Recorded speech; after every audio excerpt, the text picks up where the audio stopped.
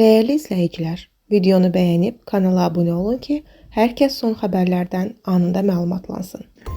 Aparıcı Mədana Dəliverdiyeva efirdə kövrəkanlar yaşayıb. Xəbər verilir ki, verilişin qonağı olan xalq artisti Nisə Qasımovanı görən aparıcı duyğularına hakim ola bilməyib. O, studiyada göz yaşlarını saxlamaqda çətinlik çəkib və bu anları efirdə diqqətdən yayınmayıb.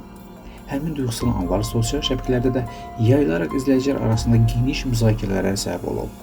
Bir çox istifadəçi aparıcının səmimi rəqsasını anlayışla qarşılasa da, bəziləri bunu efir üçün həddindən artıq emosional hesab edib. Qısa zamanda viral olan görüntülər televiziya tamaşaçıları arasında da maraq doğuraraq gündəmdə qalmaqdadır.